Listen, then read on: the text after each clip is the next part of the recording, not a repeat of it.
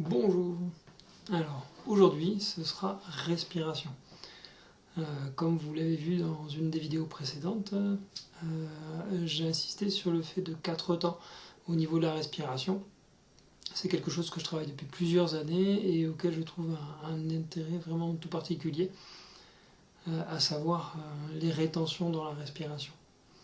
Et ces 4 temps bien précis à travers le Qigong ou le Tai Chi, ces moments de pause extérieure qui sont des mouvements à l'intérieur. Voilà. Alors, respiration. La respiration, normalement, c'est 3 étages. L'abdomen, la cage thoracique, et même jusqu'au niveau claviculaire, au niveau des épaules. Sur toute la respiration, je vais chercher à solliciter l'ensemble des zones. On a tous un système privilégié. Et là, du coup, c'est d'aller dépasser ce système pour utiliser l'ensemble de la capacité.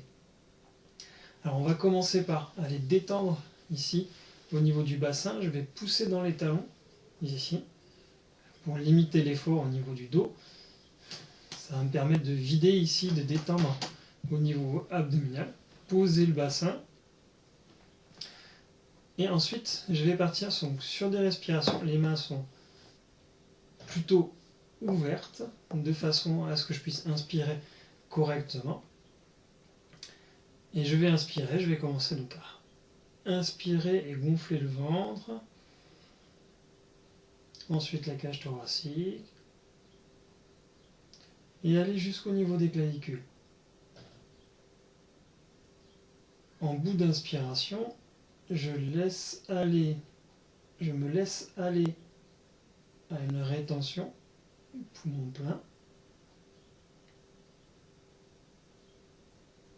Et j'entame ensuite l'expiration depuis les clavicules,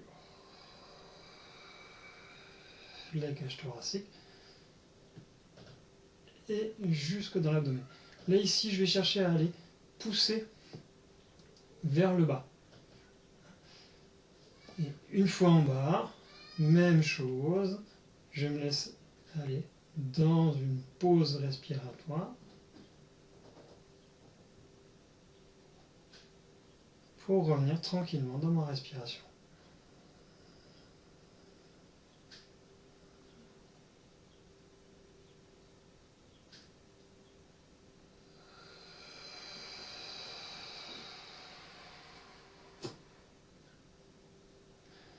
Je vais avoir tendance à expirer vers mes pieds.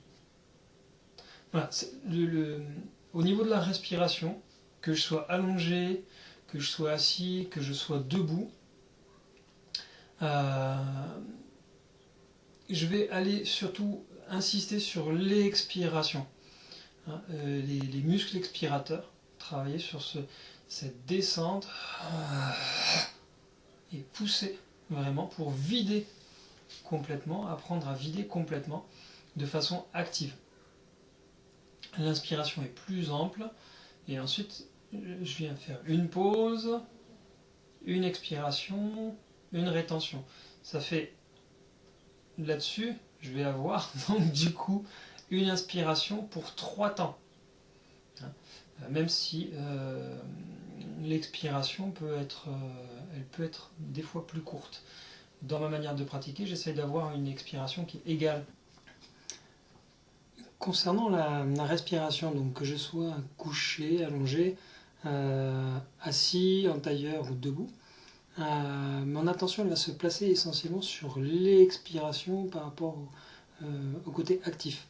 Ça va permettre une chose, ça va permettre de relâcher du coup au niveau de l'inspiration. L'inspiration va se faire naturellement. Un autre aspect, c'est que je vais pouvoir aller expirer en profondeur concernant la respiration en elle-même. Donc on observe 4 temps, l'inspire, la rétention, l'expire et une autre rétention. Je vais insister essentiellement sur l'expiration. Et notamment dans ma manière de pratiquer, au niveau pédagogique, je propose de commencer par expirer de façon active en soufflant vers le bas ou vers les pieds. Ce qui va faciliter le travail de pression vers l'abdomen, vers le pubis. De plus, comme c'est indiqué sur la vidéo de l'étirement matinal, les rétentions permettent de continuer le mouvement d'inspire à l'intérieur de la rétention et d'entamer le mouvement d'expiration avant même que celui-ci commence réellement au niveau respiratoire. Pour la rétention entre l'expire et l'inspire, c'est exactement la même chose. La rétention va continuer le mouvement d'expiration et va commencer à amener le mouvement d'inspire avant même que celui-ci commence au niveau respiratoire.